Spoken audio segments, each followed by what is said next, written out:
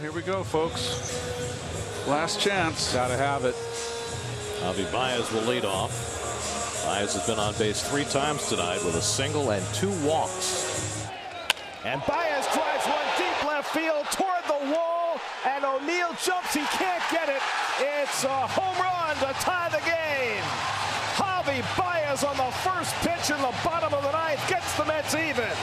His 31st home run of the year. Now Lindor on base twice with a single and a walk. Runners at first and third, 1 out. And the pitch to Lindor is grounded to the right side. Goldie steps on the bag, and now they got him in a rundown. Between the third and home, Yachty chasing him back. They tag him out, and it's a double play. Oh, my goodness.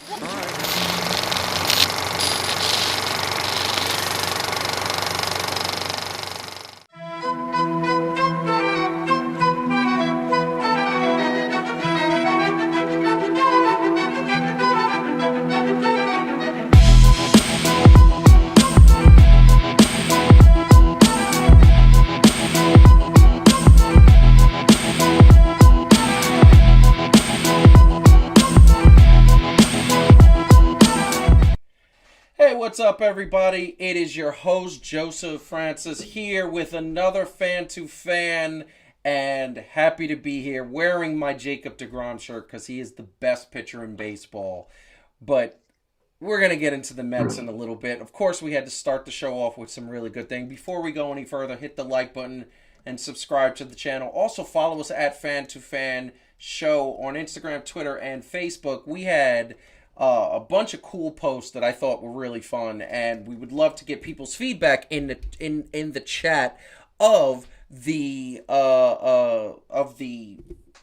social media. So I just want to put this out here right now. You know, starting to show off. I think this is the second week in a row that we're starting to show off with a Mets highlight, and it's so indicative of Mets doing something amazing and then it ending badly. So, and obviously they lost that game 7-4. And we're going to talk about that in a second. But before I go, I'm going to bring in Calvin. What's up, my man? How are you doing? I'm easy like Wednesday evening. Really? Which I just adapted from easy like Sunday morning. But since we do this on Wednesday evenings, and this is easy. This isn't the easy. This is it. Hey. Right, I'm easy. I love it so much. I love it so much. And Heidi, T-shirt, of course. And Heidi in the show, in the studio. How you doing? I'm good. You know I'm gonna give you stuff, right? About that, look. What is going on? She's confused. Philly, New York.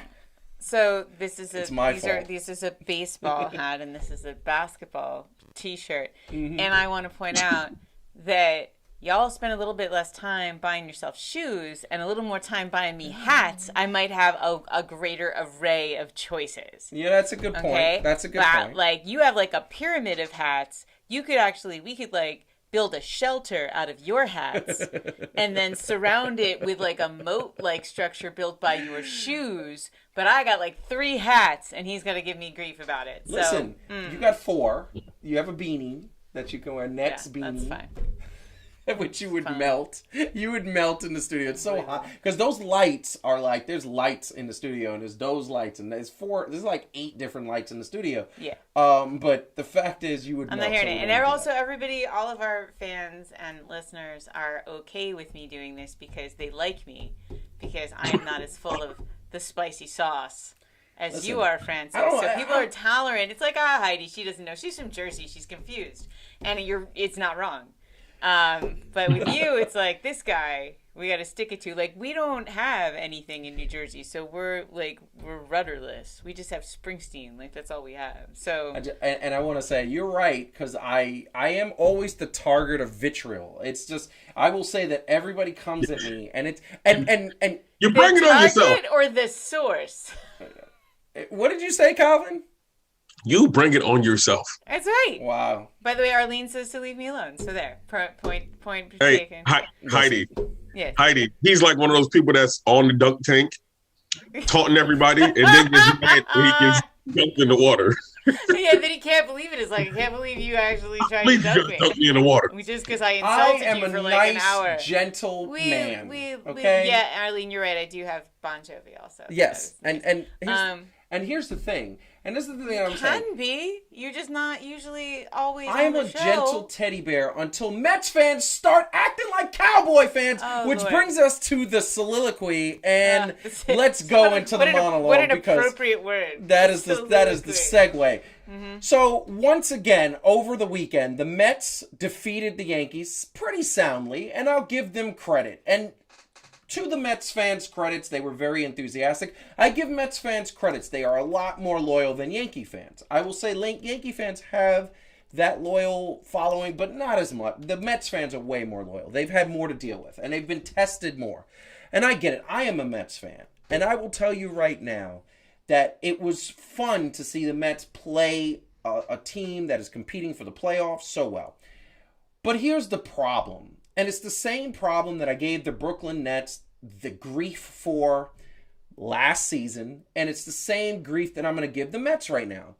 You go ahead and you get chest bulging, right? You got your chest out. Oh, we beat the Yankees. Oh, we beat the Yankees. Oh, we're the dominant New York team. And what did that get you? You know what's amazing about that? I'll show you what it got you. It got you still 4 games out of the wild card. 5 teams ahead of you. And by the way, at the top of the show, that clip that we saw was the St. Louis Cardinals, who are one of those teams ahead of you, and now are a lock for the wild card. So you sat there, Mets fans, and complained and boasted and bragged how you beat the Yankees, and I thought it was good games. They played the Yankees tough. They pitched well. They had key hits. It was a good thing. But don't sit there and act like you guys are the toast of the ball, like you are here and the World Series is your future, because you're not. The playoffs are not here, because when you start bragging and boasting about beating a team that's already in the playoffs, because if we look at that nice AL wild card, where are the Yankees? They're a half game back, and the only reason why they're a half game back is because Boston won earlier. They were actually in the Boston position. The Yankees are chilling. They have access to the playoffs. If they win most of the rest of their games, they're probably in, because Toronto and Boston are not locks. They're not the best teams in those divisions. I've said it all year. But the Mets fans are sitting up there, we won, and you got so much to go ahead, right? See, that's what Dallas Cowboy fans do. Dallas Cowboy fans sit there all the time and say, we're going to win the Super Bowl after one win. Or we beat the Giants, we beat the Philadelphia Eagles, and they're 7-9, and they don't make the playoffs. And why do we care about the Mets beating the Yankees when the Yankees do nothing? I'm going to tell you why. Because Mets fans are very short-sighted. Mets fans are focusing on a series against a team that means nothing to them. It's bragging rights. It's boastful. It's all the things that New York is. It's ego. It's I want to be the best in my city. But you're not the best. 27 world championships to 2. That's not even close to the best. That's not competition. That's not competing. The Mets can boast and brag when they win a few more. And I want them to win a few more. I want them to rattle off 10 World Series champions. Nothing would make me happier. But don't sit there and act like you guys are the belle of the ball. Don't sit here and act like you're the best in the National League. You're not even the best in your division by a long shot. And you're not making the playoffs. And because of that, I will be getting free pasteles and free empanadas for my wedding. That is amazing. So, I'm going to put the triple shot up in there. And I don't think I was too harsh. I think I was very honest. Well, I think that you're a little harsh on Mets fans. I mean, I have to say, and maybe you're listening to Mets fans that I don't know. But, like, Adam, you do make them seem delusional. Adam goads Marcus. You can't say no. And Mark, well, you can't. I'm I'm just saying, look, you guys, y'all have conversations. So I'm just saying that you make Mets fans sound a little more delusional than I think they probably are on average about how well their team is playing. So maybe that's what annoys people. Maybe. 4 episodes ago, Marcus said they were going to the World Series. All right. Well, that's between you and Marcus, and you should definitely have some sort of joust or like You should just at this point fight physically. I think just to let's get we're it just out of gonna our throw system. shoes at each other, sneakers from Not across the shoes. You don't throw the shoes, Calvin. What do you think? Yeah, Calvin, let us know. Look, I'm not mad at the Mets fans for boasting about beating the Yankees because I'm not gonna lie. I'm more, I would be boasting like that's what you do when it's the Subway Series. Come on now, we get into that. Like, of course, that's what it's supposed to be. By the way, you said the Yankees are chilling. I was going to say, chilling. for the record, Gleyber Torres could chill a little less. That boy needs a nap. He needs to get traded. I think he needs some vitamin B12. Oh my God, him and whatever the bum catcher's name is that I can't stand. Gary Sanchez. They both need to get traded because I can't stand them. Either one of them. They are not like. Oh my Lord. Anyway, I feel bad for Aaron Judge because he has to put up with this nonsense. But the fact of the matter is, I just want to go through the chat because I know they was lighting me up. What's come with your favorite? Come on, let it talk your favorite. Wait, what? What was your favorite chat? What was my favorite? I mean, Marcus is coming right hard, but Marcus always goes. Marcus Talk like goes I'm hard. the toast of the town. That sounds hate. That's hate. He's like hate. It's haters ball. I don't eat them. Oh, I think Arlene's gonna poison your pastel. Thank you for the warning. I appreciate the heads up. It's gonna be hard because they're gonna smell good, but I'm gonna let him eat one and see what happens first. I think. And I'm gonna go. Then if he survives, then I'll dig in. Listen. I mean, look, it's a frustrating situation. And by the way, and this is the thing that I want to say, and I want to say this really clearly. Marcus says, "Oh, that I am a rudderless. I have no team. I'll root for whoever wins for today." No, I have my teams, and I have the teams that I hate and the teams that I love. Right now, the Mets to me are like a wife that hits me a lot. That's what they are. They're abusive, and I don't like it. And you know why? Because I love the owner's perspective. I love the idea that the owner wants to win. I like his attitude. I like this. My man needs to keep his subordinates off the bottle and call Ubers and assign limo drivers because how you have your assistant GM ended up getting arrested for... He's the acting GM. He's not the assistant GM. I thought he was the acting. How do you have him... GM. Like coming in and getting arrested in DUI, and he's still working for them too. It's like, okay, but this is the thing. I liked his mentality. He's trading for better players. He wants to make the team better, but it's not working, and it's not working. And you could say injuries. Okay, you could say that like I actually was a supporter of the coach. I thought it was a good transition of like he was the AAA coach. Now he's all these young players, but the problem is. Everything's in the results, and right now they're collapsing. And if they don't make the playoffs, the coach got to go. You got to get better leadership. It's just the same. They missed an opportunity to, with the wild card there because it was great. Like all the stars were aligned, and then it's like if they had just beaten. And I'm going to say it again, and I'm going to let Calvin get the last word before we move on to the last topic. I'm going to say it again. I was a Mets for him before Marcus was born, and that is the truth. The fact of the matter is, I love the Mets. And I love the Yankees, and I want Subway World Series every single year. Nothing would make me happier. But I have teams that I like. I like the Brooklyn Dodgers, which are now the LA Dodgers. No, yeah, we know I you like have these teams that you like. I think you have a whole thing, and you see it across. And Calvin, you know this. You see it across all the sports with Joe. When he feels like you've done him wrong in the past, he's a little touchy. I can't stand it. We're not gonna go down that road. I don't need to relive all of your grievances. I'm just saying there's certain things where you can feel like, just like with a woman, Joe has been burned. Yeah, well. And he just gets a little in his feelings. Let it burn. Let it burn. That's great. Calvin, what do you want to say about this? You get the last word today because as you're doing that, I just want to put out, first and foremost, that the Mets are tanking. And thank you for that. And I'm just going to put really quick, there's a lot of, great pictures from this year and none of them are good because this team was feeling himself a little bit too much. And now they're not feeling themselves a little bit too much. Now they are gone. Calvin, what do you want to say about that? You cold. You a cold piece. I'm gonna say that first off. You are a cold piece. Like I need to stay on your good side, or else I don't know what unflattering things you're gonna have on here.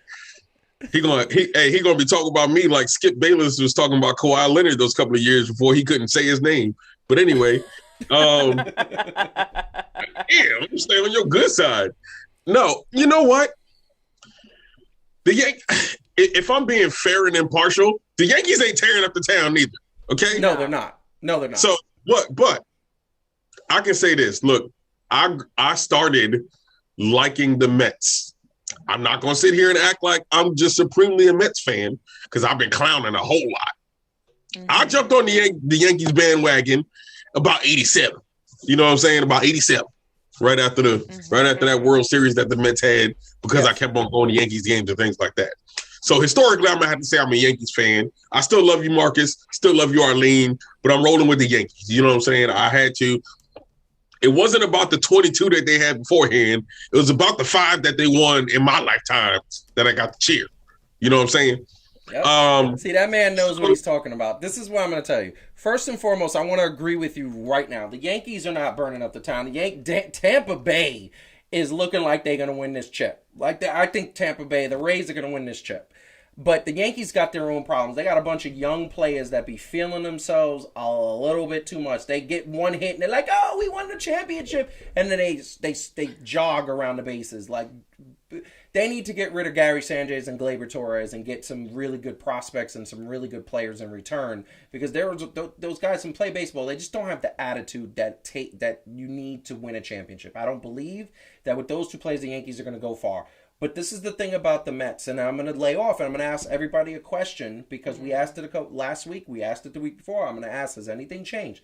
Here's the thing about the Mets. I believe the Mets have a better team than the Yankees. I believe that they have stars. I believe that they have what the pieces are right. They need to get this team on focus, healthy. And look, I'm not talking about Jacob deGrom is gone, and that's sad. He is one of my favorite players in baseball. That man is the best baseball. He is the best pitcher in the last generation, I think.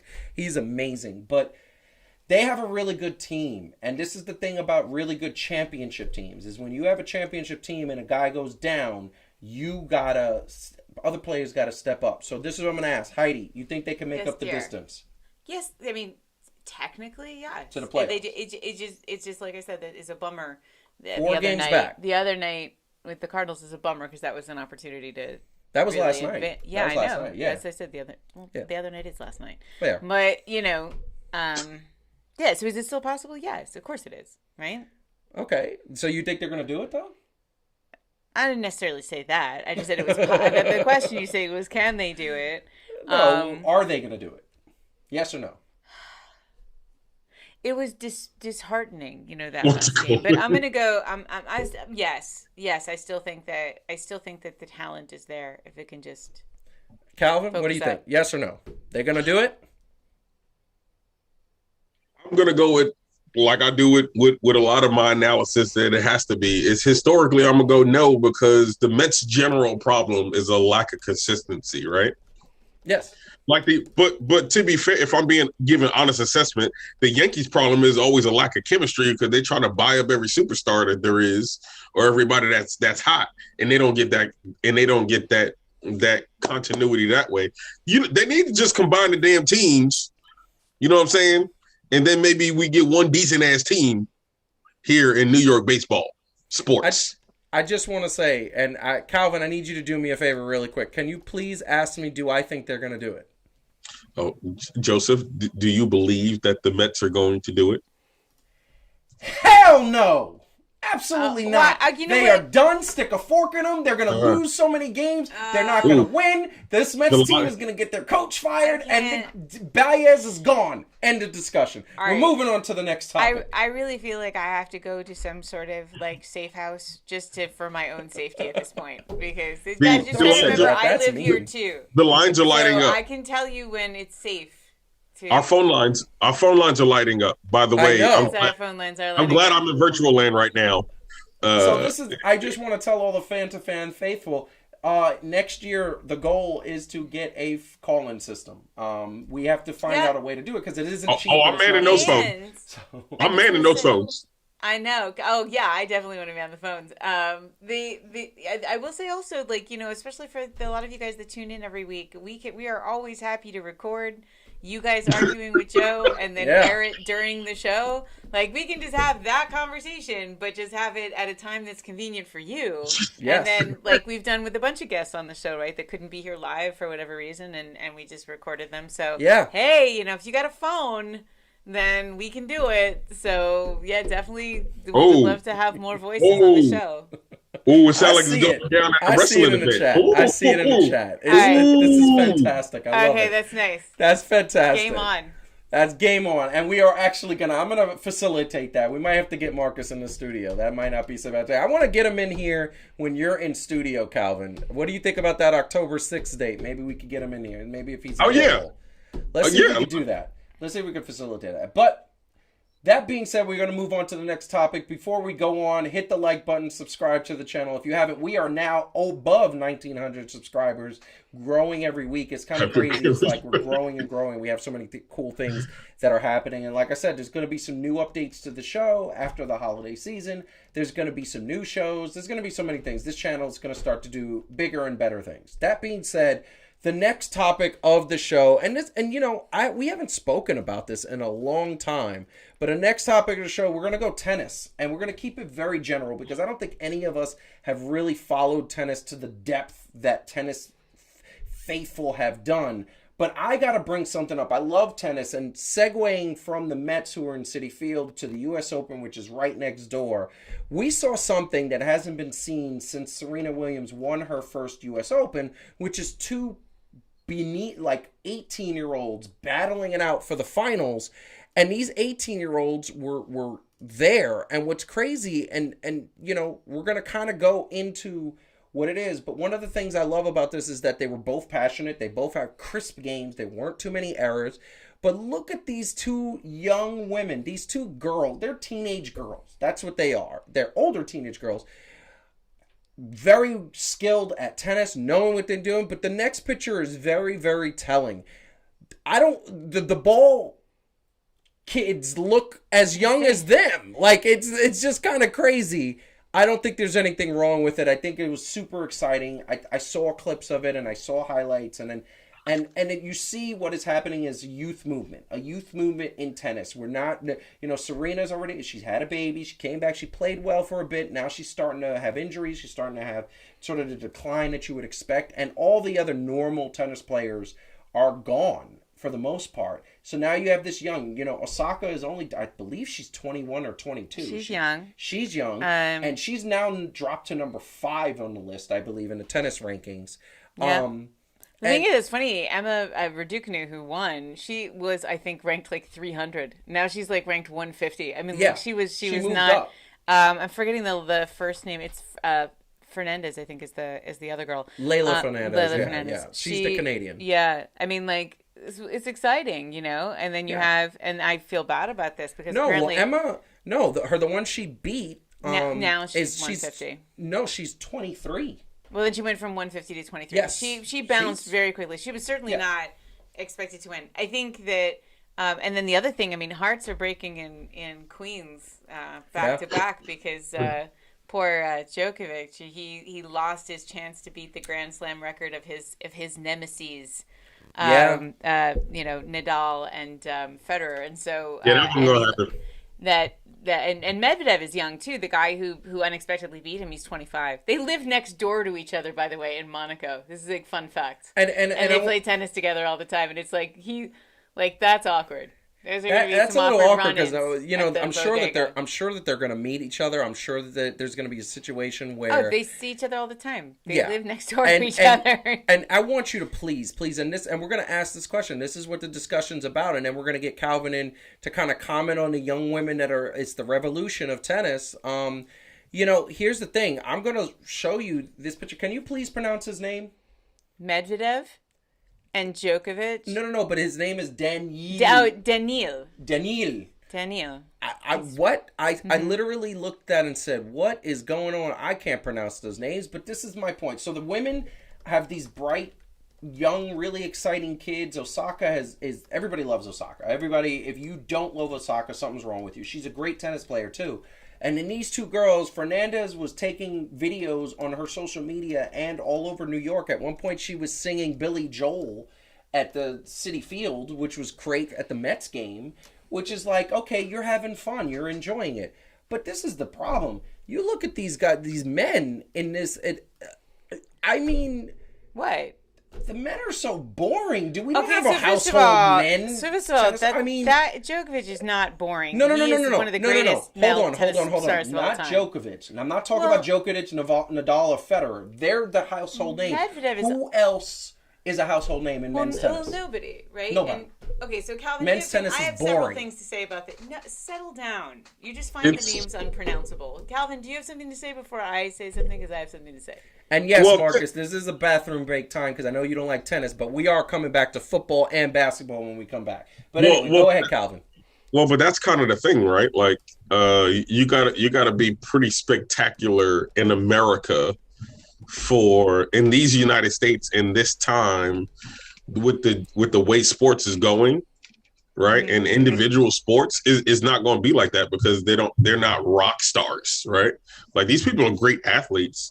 Like, to me, you have to like sports to really enjoy these tennis players and things like that. Like, I love them, all of them, and their weird names that I can't pronounce. But also, like, I probably wouldn't have liked it as a teenager, but I got out there. I actually like played some tennis, you know what I mean, and like got to enjoy the sport. Yeah. So I consider it a sport. These young kids now, if it ain't basketball, like with the young kids, think about it. If it's not basketball and football always has its luster, like. Yeah. That's the way they are. But so, that's the thing. I'm going to let you go in a second, Heidi. But here's the thing about men's tennis. We all remember, what's his name? That was one of the most entertaining tennis players of all time. John McEnroe. Yeah. To this day is still entertaining. Him, by the way. And I'm going to say and Andre Agassi. And Andre Agassi was so entertaining, and Pete Sampras was super boring, but he was so good on the court. Fantastic eyebrows. His father's eyebrows were fantastic. Wait, excuse me. Yeah. Did you say Pete Sampras was boring? Pete Sampras was boring. I don't find him boring. He was boring. I was winning boring. No. Once again, no. I'm talking about the personality. Andre Agassi and John McEnroe's personality was better than. You like the Spurs? What? You like the Spurs? You can't talk about anybody's personality. No. Tim Duncan was the most boring basketball player in the world. He was also the best power forward to ever play the game. So. Winning is not boring, but Pete Sampras' character off the court, every time they showed a commercial, you put you to sleep. Heidi, go. All right, here's what I have to say. I was thinking about it because you're like, where are all the great male stars in tennis? And I was thinking, part of how, and it's especially true in tennis, but I think it's actually true in every sport, that greatness is, if you look at some of the greatest players of any sport, there was a rivalry. Yes. And great rivalries do two things: draw attention to people because a great rivalry is exciting, but it also hones the players, right? So in tennis, we talked about John McEnroe. He had Bjorn Borg. I don't know if everybody remembers this. I actually do. Yes. Andre Agassi had Boris Becker. Yes. And Pete Sampras. And Pete Sampras. Yes. He never beat Pete Sampras. Chris Evert and Martina Navratilova were a big rivalry. So, and the Williams sisters were their own rivals. Yes. I mean, like that was, so you got to remember, part of what made them so great was they played each other all the time, right? So if you go outside it, right, you have like Larry Bird and Magic Johnson. You have Jack Nicklaus and Arnold Palmer. Like you have Jordan and everyone, literally, and even the people just in his mind. Even in his mind, you have you have Ali and Frazier, right? So part of what I think what you're seeing in tennis right now is because Nadal and Federer aren't really playing as much, and they really were the rivals of Djokovic. They're those three. One of the best matches in the history was Nadal versus Federer in that 5-set match. Those was guys, insane. He's just a couple years younger, so those are really his guys. Like that's his generation. You don't see a great rivalry for men in tennis. You really don't even see a great rivalry for women in tennis right now. I think until one emerges, but then you're not going to have household names. So I agree with that 100%. believe that in order to have rivalries, you got to have 2 to 4 great players. Well, and I think those, but they have to emerge. We're just in a gap right now. No, but here's the thing: the women have that because there was somebody who actually was injured in the U.S. Open, and Osaka was good, but she played. There was some, I forgot her name. She's Eastern European. She's really good. I think she's the number 3 or 4 ranked, and she was injured for the U.S. Open, but she was in the finals at Wimbledon. She was in the finals at the French Open. Yes. And I'm just saying, if the potential is there for a bunch of people, and I don't know the young men, well enough to know the potential is. No, it's that it hasn't emerged yet. You have to just wait and see who's going to emerge as the big rivals, and that's where great storytelling in tennis always happens. Is in those rivalries. And Calvin, I'm gonna say this really quick, but this is the thing that I'm gonna say. We've seen the better part of a decade, from 2010-ish to now. Federer, Nadal, and Djokovic dominate. Mm-hmm. Who else has stepped up and interrupted? But that's not usually how it works. That's what I'm saying. Like there'll be a pair or like a set of 3 or something that are kicking each other's butts for years, and then they'll go away, and then another set will emerge because it's hard for that to. It's like you get that tipping point where the old guys are old enough that the new guys pop up. So there are these lulls that happen all the time, and I think we're just in one. I get it that we're in a lull, but I'm just gonna tell you right now, like that lull. Want it now. I think the men's lull has been over a decade because I think it hasn't because those guys are still playing. There is no lull if Federer and Nadal and Djokovic are still still playing at the level they're playing. In the 90s, you had Sampras, you had Agassi, you had Becker, you had you had James Blake. But they were dominant. They were dominant for a decade. And those guys do not all overlap fully. Not really. They are, and usually these guys are dominant for a good decade. No, but there was another one that was American. Roddick. Andy Roddick. Oh yeah. Andy Roddick was there with Andre Agassi and Pete Sampras at the end, and Murray. But the point is, that's my point. It's coming. Calvin, we'll see. Calvin, thoughts? Yes. So also tennis's problem is also Sports Center is not as big as it used to be, right? Because you got a lot of and shouts out. I'm not even saying that this is a bad thing, but you got a lot of shows like ours and things like that, right? Like that begin to be more prominent, right? So to me, tennis ain't cracking in the United States because unlike baseball, basketball, football, and soccer even, right? What you don't, all you can rely on kinda is the broader coverage here. No, that's right. So true. So what the media has, all of these other places, you got local spots where, like you don't have to care always in football or baseball or basketball, right? Because you can go and watch your squad. In tennis, it's not really like that, right? Like you don't have these local people that you're really watching like that, where people can drum up their own kind of thoughts and ideas about the players and follow them. So I think that's one of the big things. I think you made such a good point, and it's so funny. I never thought about it because so many of the shows we watch now are specialized shows, right? They're kind of digging into either one sport, or even more specialized than that. And I remember, like in the '90s, like I knew. I had a passing understanding of what was happening in NASCAR because they would cover it on SportsCenter. Like I knew who Dick Trickle was. Yeah. Because his name was amazing.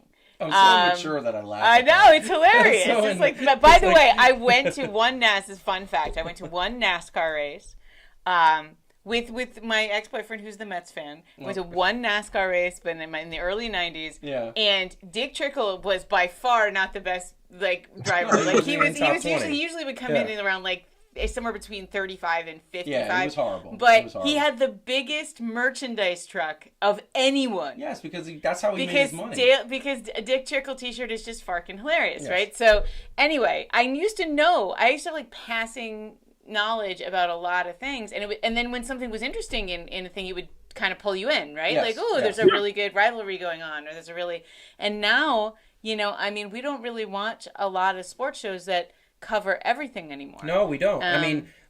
Sports Centers used to do that, and tennis has, they have their specialized shows. They actually have their own. They have their own network, and that's the other thing. To piggyback on. They do. Is that ESPN 7?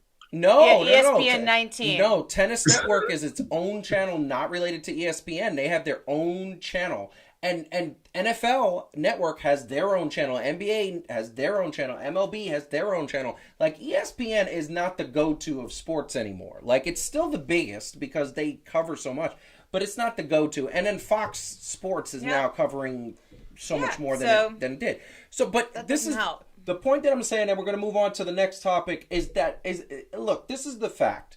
The fact is that I didn't watch a lot of the U.S. Open because I didn't know these young girls were there, and I did watch some of the final, and they were awesome. And the men are not appealing to me. They're boring. In my opinion, they are boring. There's no excitement. There's no fire. Medvedev is not a boring player. You just say he might look like he's like you could blow. He looks like Katie. He's like built like you could like blow him over with a light breeze, but he's not. And first of all, and I just want to say, Mets don't rule because they're not making the playoffs, so they're not ruling. Second of all, I don't drool except for when maybe I sleep, when I'm very tired. So that is gross. All right. Joseph, Arlene is like, oh, I drool. So if we're keeping score at home, Joseph wants the Mets to be better and the men in tennis to be more exciting. I do. What's up next? I do. I do. Anyway, we are going right to the next topic, and it was supposed to be just NFL, and then we were going to head over to sports fashion. We had to interject because earlier today, it was breaking news that Ben Simmons and the Philadelphia 76ers are not going to work out a trade. Apparently, the Philadelphia 76ers have announced to the media and all of the people coming to their off-season camps and things of that nature that Ben Simmons will be expected to suit up for the Philadelphia 76ers. He will be expected to play out the 2021 and 2022 season. And I put up this picture to say that Ben Simmons is looking at them just like this is the look that you give when there's like somebody you don't like and you want to get rid of them, but they don't take a hint. That's the look. And this is the look when he pretty much says, oh, man, I guess maybe I'll give it a try. And then you look and say, not you again. Bottom line is Ben Simmons is not going. And this was just after 2 weeks ago, him saying that he does not want to be a 76er.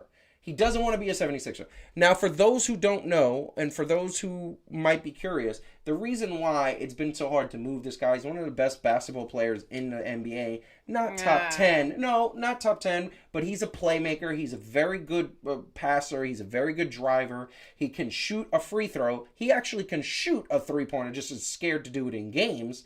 He is a good facilitator. The problem is that the 76ers are asking for 3 first-round picks and 2 serviceable players, and he has said publicly that he only wants to go to 2 separate teams, which is a team in California or a team in Florida, because that's where the girls are. And apparently he wants to be partying and go out, even though he has a girlfriend, and his girlfriend, she's kind of into nightlife as well. So, that being said, Calvin, what do you want to say about Ben Simmons and the Philadelphia 76ers? What would you say to the 76ers?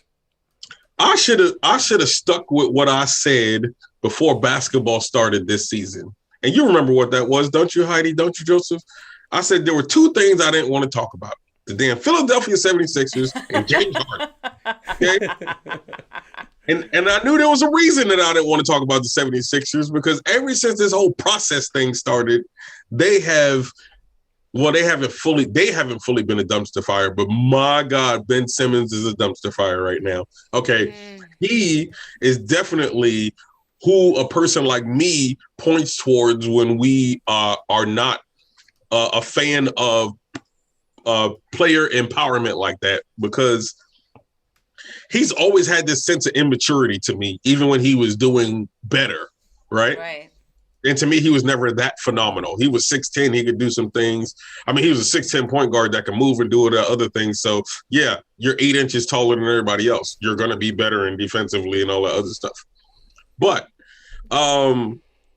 this whole it's not even that you can't shoot, right? Because Giannis, for some reason, sometimes couldn't shoot or shot air balls. You refused to shoot, right? And then you definitely under-delivered against the Hawks. I mean, he acted like he was a hot potato, Calvin. But he was like, somebody take it, somebody take it. Yeah. He didn't want to shoot. He didn't want to shoot at all. Somebody take it. He didn't want to shoot at all. And now here's the difference.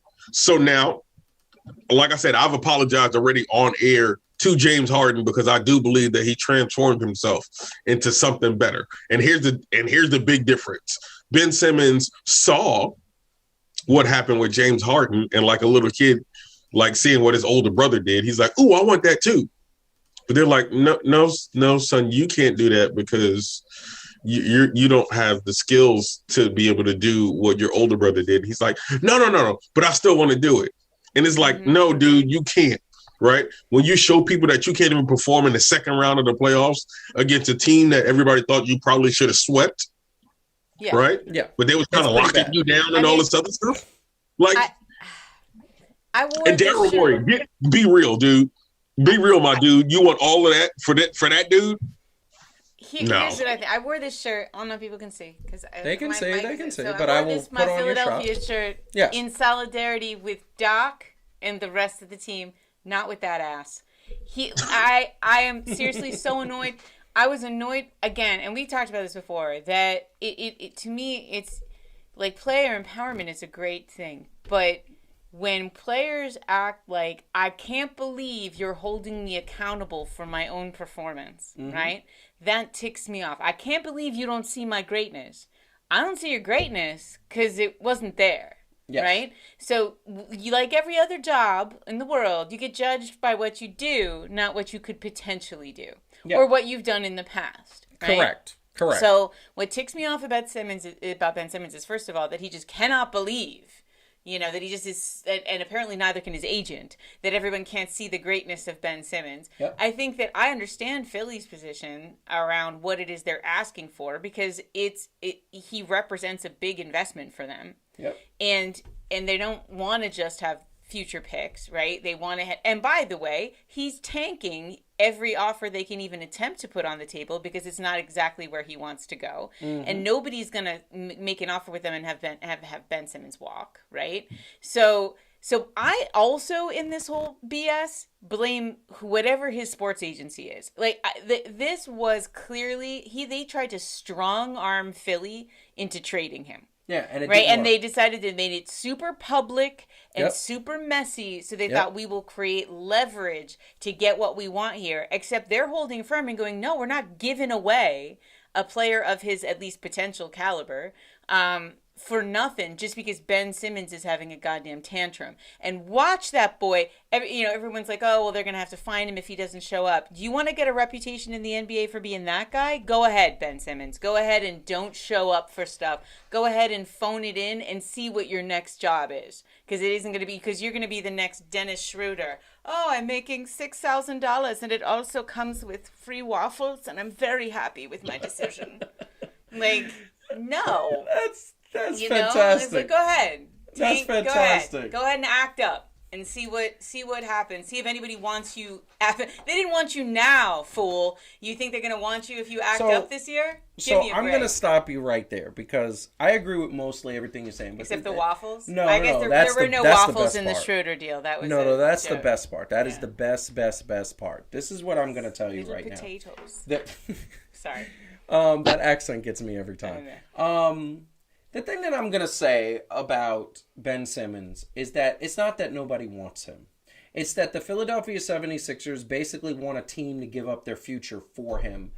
And here's the thing that they need to stop doing. Daryl Morey needs to stop thinking that Ben Simmons is better than he is. Yes, Ben Simmons is an all-star player. And yes, Ben Simmons can be a once-in-a-generation talent. He has the talent. He has the potential, but he doesn't realize that potential because in game he's not going to where he needs to go. This is the bottom line. You need to, and the question is, what we asked to bring it back is, if you're the Phillies, what would you do? I'm going to answer that question really quick. If I'm the Phillies, I'm Daryl Morey, I'm picking up the phone. I'm going to say, hey, what's up, Golden State? How's it going? We would love to get Wiggins back. We'd love to get your next 2 years of first round picks. Oh, and by the way, yes, they can. And by the way, can you throw in a sweetener? And I would not ask for James Wiseman. I would not ask for Draymond Green. And I would not ask for Klay Thompson because you're not going to get those players. And what I would say is to the Philadelphia faithfuls, this is something that is very interesting to me. And I've been saying this, that the reason why Ben Simmons should go to Philadelphia is for the fact that you get him around those shooters and you get him driving in a hole, and he's going to have to be double teamed because he is a threat to drive and dunk on dudes and yamming on them. And Klay Thompson's going to be open. Draymond's going to be open. And God forbid if you have Steph Curry getting open every play. This is... But this is the thing that I missed in this whole play, in this whole scenario. Andrew Wiggins. What was Andrew Wiggins, Calvin? And then I'm going to let you guys get in after we answer this, and I want to just say something. What was Andrew Wiggins in Minnesota? Would you call him a borderline all-star? Yeah. And this is the reason why. Andrew Wiggins had no pressure in Minnesota. You send him to Philly, which wouldn't allow him. He's not the first option. He's not the second option. They have Tobias Harris. He probably won't even be the third option because they got Seth Curry. You put Wiggins in that offense with Doc Rivers, and Wiggins might emerge to be really good on a consistent basis. So Philadelphia can say to Golden State, give me these pieces, and it's not what we wanted, but it is pretty significant, and boom. I just want to have a clarifying question. Yeah. I thought Daryl Morey worked for the Philadelphia 76ers does. because you seem to be painting in a fantasy situation where he works for the Golden State Warriors, no. setting up what they need. I'm painting a scenario. None of that is what Philly needs. And Yes, it is. Yes, it is. I'm going to tell you why. Want Wiggins and a couple picks? No. First round, you know what they need above Wiggins and the 2 picks and another serviceable player? You know what they need? They need to get the hell rid of Ben Simmons. He doesn't want to be there. He's going to tank on purpose, and he's not going to want to play, and he's going to cost you games. I'm going to bring the emotions down. He's toxic. Get him out of there. But let's just not forget that the Sixers were in the lead in their league for the entire year. So he was delivering throughout the year. He was not delivering last year, and he did not deliver when it counted. And the bottom line is, and this is the thing that you got to understand, and this is the bottom line. The bottom line is that they need to get something for him. Because next year he's a free agent and he will walk and they will get nothing for him. And the best deal on the table is what Golden State can give you. I'm just going to say one last thing, which is that if we reward players for acting like this by giving them what they want, then the whole league suffers. But they're already going to do that. That's already happening. Well, I mean, then that's Kawhi did it. Paul George did it. All right, Calvin got James Harden did it. Calvin, go ahead. Here's also the difference, though. Here's the big difference to me, right? I'm going to use a different analogy. Ben Simmons is a spoiled only child. Correct. Whose parents valued him way too much because he was the only child, right? But then when you put him up against other children, you realize my child ain't that special. Facts. Right? Because all those other people, like, and I don't like the attitudes and behaviors. We've all had the conversations. I love Kawhi Leonard as a player, right? But with those other people, even James Harden, right? Like, I never denied his offensive prowess and things like that as a player, right? And while I didn't like the attitudes, right, I definitely didn't love what he did to get out of Houston. No. And it was childish. And it was very debatable for me with the San Antonio part. But at the same time, definitely, you know, with Toronto, that was kind of their own thing. They agreed to it. But definitely with LA, right? Like, okay, you know, it's a point where you're like, okay, this is way too much. But here's the difference. Kawhi, champion. I mean, like you could say, I don't like the attitude and the behavior, which is true. You don't want to set that results in the league. But when he got in, results. Boom, right? James Harden, okay, it didn't get him to the promised land, and I've said that. But my man is MVPs, you know what I'm saying? Averaging 40, almost 50. You know what I'm saying? And doing all of this other stuff. And then you got Ben Simmons, whose numbers, like statistically, he has gotten worse every year since his rookie year. Yes. And then with this last year, obviously being his worst year, you kind of did a little something, obviously, although you went down. And then in the playoffs, it wasn't like you went 0, and I know you, right? We talk about John Starks going 0 for a million in Game 6, right?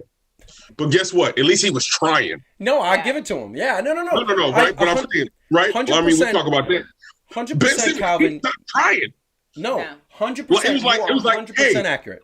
It's me versus Trae Young. I don't want to get fouled because Trae, he a beast down there. No, come on, man. What you doing? Listen. I don't see how any other team. Yeah, I just don't see how any other team can fully. And I get it. People can change, right? Like James Harden completely changed all of us, right? Like but like Ben Simmons, something about his attitude just don't lead me to believe that he actually wants to change. He doesn't think there's a problem. Young. I don't. And he's young. Harden was older when he kind of. And he was mature. And here's the thing that I'm going to say. I'm going to bring to attention. You brought something up, Calvin, that was very interesting. A couple years ago, his numbers started declining, right? Jimmy Butler was in Philly. Jimmy Butler was going to sign with Philly. He went to Ben Simmons. This is on record. He went to Ben Simmons and said, bro, you got to try harder. You got to get better. And Ben Simmons said, you got jokes. You got jokes. Ben Simmons thought he was playing around. You know what Jimmy Butler said? No, I'm not playing. And since you're not going to take me seriously, I'm going to Miami. And then went to the finals. This is my point. Ben Simmons needs to get on a team where he is clearly not the best player, and that way he could be humbled. And it's good for his humility to go to a team like Golden State. It ain't going to tolerate his BS. And it's good for Philly to get rid of this guy. He is toxic. He's not. What's the next step in the Ben Simmons story? Is he going to cost him making the playoffs because he's so bad? Are we going to see that? I mean, I don't know. I don't know that he's going to have enough guts to do that. So here's my question to you two, right? How much of this, honestly, though, with his attitude that was apparent, right? Like him and Joel Embiid both, that was their big problem, right? They're kind of. How much of this is kind of on Philly for allowing the behavior part, right? I get that they were kind of performing, but if you think about it, really, they got the pieces that they wanted. They tanked. Everybody knows that. Correct. And they didn't really, right? You can always say they didn't measure up to what they were trying to get, right? Like people would be more okay with it if they was like, yo, we don't agree with you tanking, but yo, Philly did win a couple of championships. Yes. Or was in the finals. That was the point of the process. Yeah, the whole process got them the second round. So, in the finals one time, in the Eastern Conference Finals one time.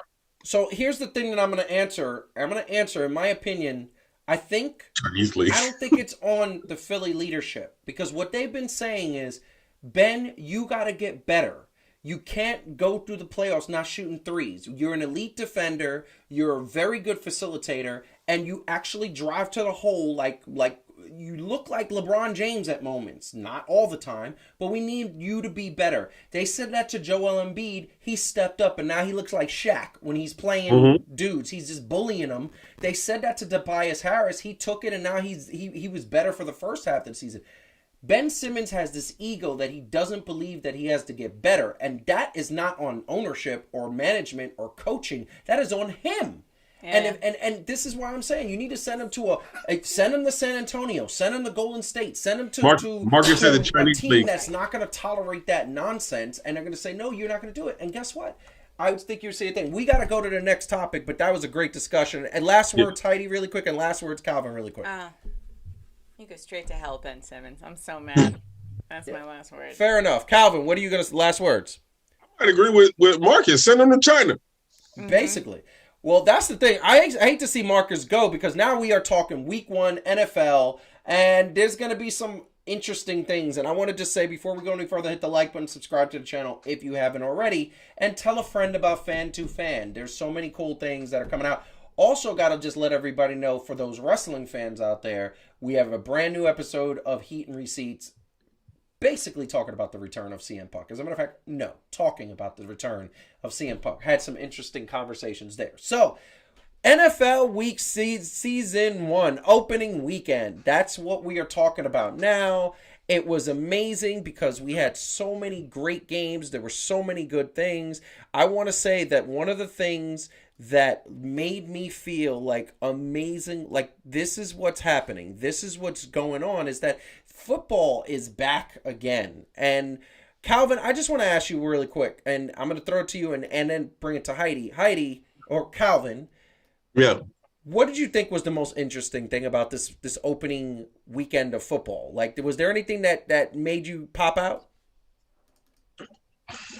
I'm going to say it for the sake of it being football in general. Yep. I was actually surprised at how well the Cowboys played versus Tampa Bay. So are you saying that you are giving Cowboys credit? Yeah, for how they played week 1. Like Dak play. I mean, Dak played very well for. Well, I mean, again, that's the whole not being in denial thing, right? They play well, they play well. Yeah, like he played very well. Numbers comparable to Tom Brady, who's no slouch. I mean, 44. Like usually, I would be like, oh, he did as good as a 44-year-old man. But this is Tom Brady we talk about. Like, you know what I mean? Like still dicing people up. And Dak was right there competing. I love it. Heidi, was there anything that you kind of looked at and Saints? Said, and you want to have a little bit of a heart attack over that? Like, damn. I mean, look, I'm going to say really quick, they were doing it, and I'm going to say, look, this man right here, he's looking really good. Jameis Winston, new team, like he's the starter. He had a year to sit behind Drew Brees, looking good. I thought the 49ers looking like those champion teams. They almost gave up the game, but I thought it was great. Arizona looked good. That's like Kyler Murray looking like a first round, like a number 1 pick. I was like, wow, you know the game. Ben Roethlisberger, Pittsburgh looking like they back to a contender. They won soundly, which was great. And look, you're right. The Cowboys had a great showing against the champions. I thought that was actually not bad. Jalen Hurts and the Philadelphia Eagles look like they could run away with this division. I was very happy with everything, but I think the worst thing in the world was.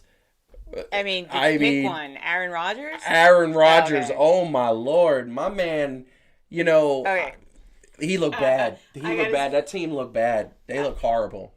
I got to say, I saw a funny thing. Well, so apparently Aaron Rodgers, I don't know if you saw this, said the reason the first interception that he threw was because he had got hit in both nuts simultaneously. Wow. Now, here's my question. I understand that is insane. That's painful. That's painful. Both nards simultaneously. But here's the thing. I don't know how he got back up. Keep getting hit in the nuts? Because that's the first that's the first thing you screwed up. But what about the rest of the game? Was it just all nut clamps? I just want to say I just want to say he shouldn't have came back in the game. You get hit both nuts at the same time. I'm not. He got back up. No, he shouldn't have got back up. First of all, this is what he says. Look. I blame Shailene Woodley. I ain't never like her anyway. That's right. Look, and that's the thing that I find fascinating. This is the thing I want to talk about, because here's the thing. He was 15 for 28, 133 yards, 2 interceptions, no touchdowns. They scored 3 points. The final score was 38-3, as we see there. That's not competitive. You got stomped. You got embarrassed. You looked like a scrub. You look not like a bad man. No, you look like you don't belong in the NFL. 15 for 28, 2 interceptions, no touchdown. Jameis Winston had 5 touchdowns. My man looking like a Pro Bowl quarterback, okay? And you talking about you were good, and I thought this was hilarious. Yes. That is funny. And kudos to Clutch Points, who always puts out amazing photos. Every time I'm looking at them, I'm like, yo, your photos tell a story. By the way, they did say his worst game last year was in Tampa. Yeah. And they lost 38-10. And so it's like, well, maybe Aaron Rodgers just hates Florida, right? Maybe. They played in Jacksonville. So it's like, okay, maybe he hates Florida. Maybe, again, another person who kind of made it super public that he didn't want to go back to his team. Yep. And wah. And, so I don't know. It's hard to say, right? But it didn't look right. It did. I didn't know. I couldn't tell if you were going to talk about that or the fact that the Jets quarterback got sacked no. We're going to get to that. We are going to get to that, because the thing that I'm going to say is that a million times that this is something that, you know, like different players go to different teams. And one of the things that happened in the offseason is that the Jets said, hey, I'm not going to pick you up. We're not going to pick Sam Darnold up. And my man Sam Darnold looking like a Pro Bowl quarterback. And beating, and why? Because he has, you know, he has now one of the best running backs in the league. He has one of the top wide receivers in the league. And it's like when you have Sam Darnold, who was a number 3 pick, I believe. He was the number 3 pick 2 years ago. And you said, no, we're not going to do it. We're going to go with this young guy. That just makes the Jets look so bad. They look like they're not, they don't know what they're doing. But I will say, in fairness to, I forget his name, the new quarterback. But, like, dude, he got hit 10 times, sacked 6. Like, yes, because the team sucks. He has no protection. He has nothing. He has no protection. The Jets are horrible. They are having a couple wide receivers come back though, right? Don't they have? Yeah, but you can't. You know what's amazing? You could have Jerry Jamison Rice Crowder suit up after. You could have Jerry Rice in his prime suit up with this Jets team, and if the quarterback is laying on his back, Jerry Rice is never going to get the ball. Like, wide receivers don't fix your offense. They don't fix your offense. Running backs help, but you need that offensive line. You can have an offensive line guard you, and you could be a subpar quarterback, but your subpar quarterbacks can throw the ball to where the wide receiver is and get the wide receiver the ball. They have no protection, no defense. Their running back is horrible. They have nothing. The Jets are horrible. On the slightest of bright notes, and then I'll let Calvin jump in. On the slightest of bright notes in the power rankings, the Jets are no longer considered the worst team. Who's the worst team? The Packers? The Jags. Jesus Christ. Yeah. Wow. Yeah, because they lost their quarterback. Look, Tony Khan's not happy. They lost their quarterback. They're stanky. Yeah, I think they lost their quarterback for 6 stanky. games. And he was the number 1 pick, and he was actually pretty good. He was good for the first 2 series. They scored a touchdown and a field goal, and then he got hurt. So that's good. Calvin, go in there. Get in there. It's okay. So the Jets, right? Yeah. The last time they did anything moderately good, Rex Ryan was the head coach. Yep. Right? Mark Sanchez, got the butt fumble. But I'm saying, he did astronomically, like when you look at it now, he did astronomically better than everybody except the 1969 Jets. Yes. Right? Basically. And it was his fault and he got fired, right?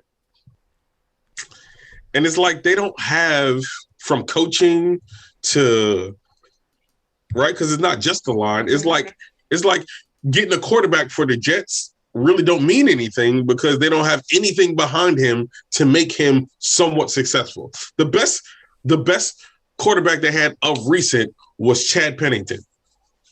Right. Yeah. Right? And Chad Pennington was actually, I thought he was the second coming of Joe Montana. Yeah, I love Chad Pennington. He was playing like that the first season, and the next thing you know, he hurt his shoulder. And it's like it was his But then he went to Miami and was doing some good things too. Like, it's like they can't seem to get the right good pieces together at the same time. I've said it. I've said it many times before that the reason why the Jets are always so bad is because I thought it was going to change when they had the last GM, and it didn't. I thought their GMs have been horrible. And I think what they need is they need a football guy to be a GM. They need a guy like John Elway. They need a guy like him who's in Denver to come in and who knows football. They need a football player. They need a guy who's going to understand football. And I think, look, they got this number 1, this top pick, and he's a good talent. But if he's on his back, he's not going to have he's not going to do anything. They need to get some offensive linemen that can block. They need a running back. The problem is the Jets need everything. And nobody wants to play in New York, so they're having trouble signing free agents now. It's just like, come on, man. Once again, getting on Jets fans, all y'all fans came out, and you're like, oh, the Jets are going to be pretty good this year. I swear, I asked Pete, my stepfather, for those that don't know, I said, what do you think the Jets are going to do? He's like, oh, 10-6. That's one dude. But I hear it all over social media. I'm never going to blame a fan base for believing in their team. I'm never gonna. I can't blame a fan base. Pete didn't say that they were going to the Super Bowl. He said 10-6. That's 10-6. That's delusional. They're going to be 1-15. They're not going to be it's going to be horrible. Hey, how about a little moment of happiness for my Eagles? Go ahead. Yes, please. Go ahead. Who and it's one game. Jalen Hurts. So I'm not going to get excited, but they didn't look terrible. No, they that's looked great. Exciting to me. And you know why they looked great? Because they have enthusiasm. Because they have. No, they looked good. I mean, they won 32-6. I mean, granted it was the Falcons, but still. I mean, the Falcons are not a scrub team. They're not a good team. team. And apparently neither are the Eagles, which is what. Now, if they play them again, it could be reversed. Here's my problem with the whole. So let's switch. Here's my problem with the NFC East. Apparently, somebody what do you mean the NFC least? Somebody hit the jinx button on the NFC East because one moment everybody kind of looking like, oh, okay, they're gonna do a little something. They can run away with the division, and then it's like they all saying like, I don't want the division. No, I don't want the division. No, I don't want it more. No, I want it least. Yeah, it's true. That is true. I mean, look, I 100%. I 100% think that the South and the West have like the most exciting things going on. The NFC Southeast. Do we have the Raiders? The Panthers, the Saints, the Bucks, and who's the 14th team, Calvin? And wait, the Bucks. The Bucks. Saints. Isn't it the Falcons? Yeah, the Falcons. It's the Falcons, those four teams. And here's the thing. That's why I said the Falcons are not a scrub team. Now, they're not as good as those other three teams. The Saints are competing for a Super Bowl. The Buccaneers are the defending champions. And the Panthers should be competing for a Super Bowl as well. They're all prominent football players. But the thing that I'm going to say is that division is stacked now. Philly should run away with. They should be 12-4. Philly's problem was the quarterback. They have a new quarterback. He's very good. They had an offensive line. They have running backs. They have wide receivers, and their defense was always pretty good. They should run away. And Dallas, unfortunately, is the second best team, and they should be in a playoff hunt. Dallas is the best team in the NFC East. You think so? Yes. You want to put a bet on that? Right. No. What do you mean? No, because they're not going to perform well. They're just the best team. I mean, like, as constituted on paper. Yeah. Right? Yeah, like they're. I think Philly's gonna have a better record. No. No slight on Philly. Their quarterback's still pretty new, right? Yeah. No, and Dak Prescott. Dak Prescott is. He's more than likely to play like this and put up these numbers. Now, what the rest of the team does, right? Like I would almost feel sorry for him if he wasn't a Cowboys quarterback. I know. Right? Yeah. Because there's a lot of times that they still find ways to lose. And it's like Dak Prescott still had 400 yards and 500 yards. And it's like, what else do I have to do?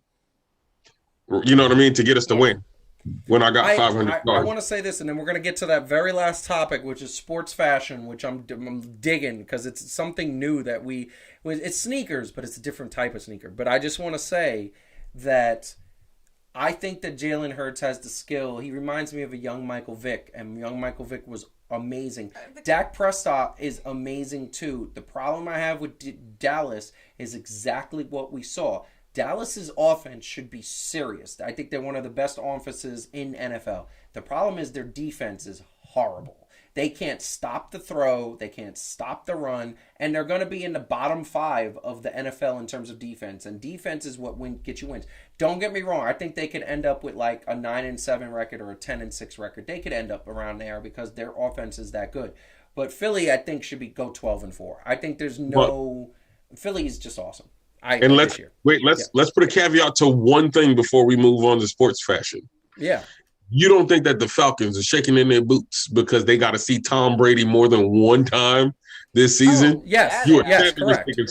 Like, I'm pretty sure when he moved to Tampa Bay, everybody else was like, okay. And the Falcons was like, damn it. Yeah. 100%. This guy. 100%. And by the way, the Panthers are not scared of the Tampa Bay Buccaneers. They beat them twice last year without McCaffrey. No, The true, Panthers did but- some damage last year. So Yeah, Tom Brady's going to slice and dice them. Look, here's the I deal. hope so. Look, I'm He not- has a better record versus people might get him, kinda, but Yeah. that dude is just he's on I have another to say- football team. I have to say, there's a lot of there's a lot of wealth spread around the league, which is going to make it exciting, right? I hate it when you see what's frustrating right now in baseball, right, is that it's like the two best teams are like they're in the same, like it's not spread around, right, like, which is sort of exciting. So I like that. I like the amount of spread. Also, if I have to hear Washington football team one more time, they can't just decide say on a Washington. name. Just say it. Yeah, just say they it's can't just say Washington. they can't Don't say decide on a the name. and they say really the. bad. Everyone Yeah, puts it's the really in front bad. of it. The Washington football team. It's really bad. The one thing I will say terrible. is that I am very concerned about the Packers and not concerned in a bad way, because one thing I will say is that Aaron Rodgers looked horrible and that offense looked horrible and the coach, but all the drama in the offseason, he doesn't want to be there, and I don't know why they're not trying to get rid of him. They should have gotten rid of him already. I mean, he's back in a Packers uniform.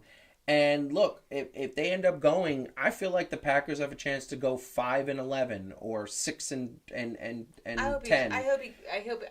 wouldn't count him out yet. I think he's gonna wake up. He's gonna wake up. I just don't think they have a good team. Their defense is also suspect too. The Packers' defense is also not well. So I want to get in.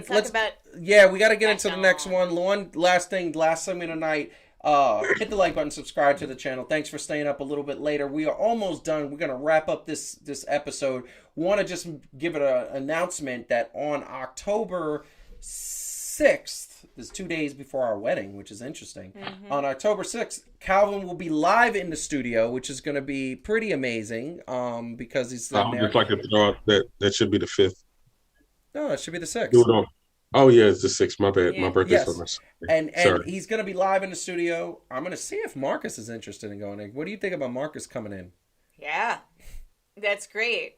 That I would be look forward to interesting. having no one to marry 2 days later because y'all It's have gonna be murdered some each other in our studio. You're just gonna see the camera knocked over. You're gonna see feet just rustling. That's gonna be ridiculous. No, it's gonna be fine. Peter Griffin and the chicken. I don't know Heidi who's will who. not be on that episode. That's gonna be taking a Probably break. not, No, right? she's not gonna be on that episode. She's taking a break. She has to prepare. You know? Yes, emotionally. I have to Emotionally. prepare. That's pretty good. But this is the thing I'm going to say. So we always talk about Jordans and we talk about basketball sneakers and we talk about, we're going to do a jersey thing soon. I'm waiting for the new, I believe they have a new round of Major League Baseball jerseys, which I'm like, can they please do something better? Also, basketball league the NBA is going to have some newer jerseys. The NFL is going to have some interesting revamps to certain things, and there's other things that we're going to talk about, but this week we're going to go into a specific thing, and that is a tennis shoe. Tell me why the K-Swiss, which all of us when we were kids said, K-Swiss, I don't want to wear K-Swiss.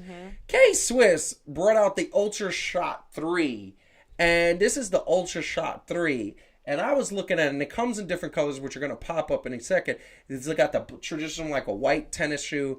And these sneakers are not bad. Calvin, Heidi, what do you think about these K-Swiss Ultra Shot 3s? The green, the blue, the white. They also have an orange, a pink, and a lime yellow, which is a lemon yellow. But what do you think about these sneakers? Calvin, you go. First off, I was a little known fact. Post divorce, Calvin. So most of my 30s was a big fan of K-Swisses. Absolutely. I love the K-Swiss. Are you kidding me? Yeah. Like I kind of wish I played tennis. So those kind of hot. You don't have to play tennis to get these sneakers. I know that I'm from New York, but I'm just saying in general, I kind of wish it kind of made me wish that I did play tennis so I could be stunting on people with these shoes. I need them to come out with a red version. That's my only. I'm gonna get some. I'm still getting them though. That's the point. Like I need them to come out with the red version because I can't. Green is like my worst color. Those sneakers are hot, and I would say they're as hot as a green sneaker can be to me. But I can't mess with the lime green. It's so bright. Like wow. Heidi, what do you think about these sneakers? I like them. Whoa. Is there a shade? I don't think she's a K-Swiss fan. I mean, then She doesn't like K-Swiss. No, I like them. You know what? I'm a high top person. Oh, see, I didn't know that. I actually didn't know that. I like the elongated, or like even like a mid top. Interesting. You know, But you have a lot of these low are tops. nice. I mean, Matter of fact, I do, but it's not. I also, in terms of what I like, right? Like, and what I like to look at. These are nice shoes. I like them. They're cool. And I love the resurgence of an old brand. I think that that's dope. And I also like K-Swiss has done some interesting things. Like they partnered with like Breaking Bad on a shoe, which is hilarious. Like so, I like that they're they're kind of Cocaine innovative. Sixes. Yeah, like they're innovative. That's what they're doing called? Weird stuff. I don't know. Like it's like Why not? ultra white. Like it's. Right. I think it's cool. Like I think it's cool. I like old stuff coming back, which is cool, and I like them.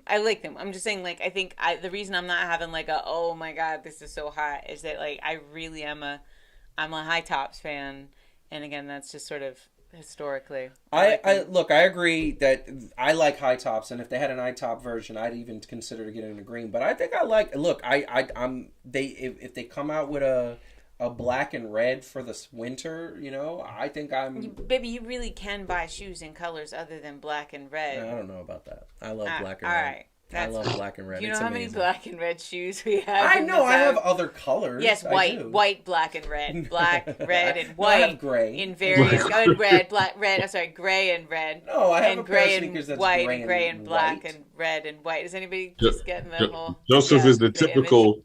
Yeah, he has black, white, blue, gray, and red. Yeah, and then the blue is like brown. there's like a little blue. I have brown shoes. You don't have brown sneakers. I have brown shoes. You're not freaking. No, there are no brown You got brown sneakers dress in our shoes. house. Like, Yes, there is. No, I have a pair of brown Zion sneakers. with Yes, I his do. dirty shoes. No. No, Yes. those aren't sneakers. The He forgot chocolate what- edition. he That's forgot the what color they chocolate were. edition. This is the Bayou Boy. This has been in the mud already shoe. I want to see his new sneaker for the new year. I'm actually No, you interested to don't see have what's brown gonna happen. sneakers. You I have do. lace-up shoes. They're No, not I have brown. I have. sneakers. Wait, You must bring these shoes onto the air I next will, time because I you will. do not own a sneaker. That He's is talking about his brown. boat shoes. Yes, I do. Actually, I do have a brown sneaker. I do actually. I do. hope you're ashamed of yourself. I do. I do. Let's Horrible brown. That's so mean. I will bring him on. I will bring him on next week. It's not right. Look. Yeah, it's okay. Anyway, Calvin, what do you want to say to the people? Much love for Virtual Land. We as always, we appreciate y'all rocking with us. We apologize on behalf of the show for all of the Mets slander that happens. You know what I'm saying? Facts. From We just talk truth. we talk just truth apologize. here. No, there's a little bit of there's some slant on in there. Somehow you jilted a little bit, and there was a little bit of slant. But we still love y'all, and we love sports, and we actually are looking forward to hearing what happens after the live aid. Like that's the one time that we're going to allow wrestling to be talked about on Fan2Fan. Oh yeah, we're gonna have to. What do you mean? You're going to be at the live event next Thursday. I am. So not this next show coming up, but the show after that. Yeah, we're going to have to we're hear gonna about. some fan-to-fan stuff from that. We're going to have to hear Fan2Fan crossover. Of wrestling if it's about CM Punk. Come on. It's a crossover. It's going to be a crossover event. Crossover episode. Crossover event. Yo. It's all the kids are doing it. Crossover events. That's Totally. dope. I mean, look, I think that's Calvin channeling. He wish he was here in New York. You know, you need to get your butt First here. of all, we ain't going to talk about that. We're not going to talk about that. See, you make bring out the spoon of death. I love it.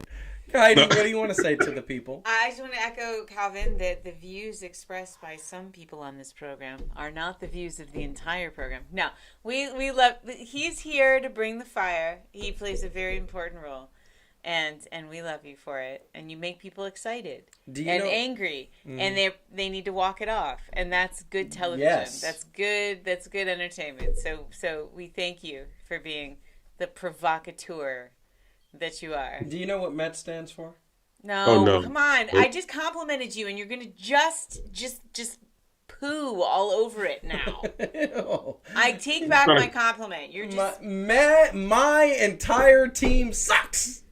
Okay, you're just a big stinky pants. Thank you everybody for tuning in, and we love you, and we hope you have a wonderful week. And tune in, definitely do, for those people who are wrestling fans, tune into our Heat and Receipts show because we're talking about some cool stuff there. Yeah, no, I mean it's going to be an amazing thing. We got this panel right here has Heat and Receipts and the CM Punk this week, and we have the All Out review that's coming out in a couple days.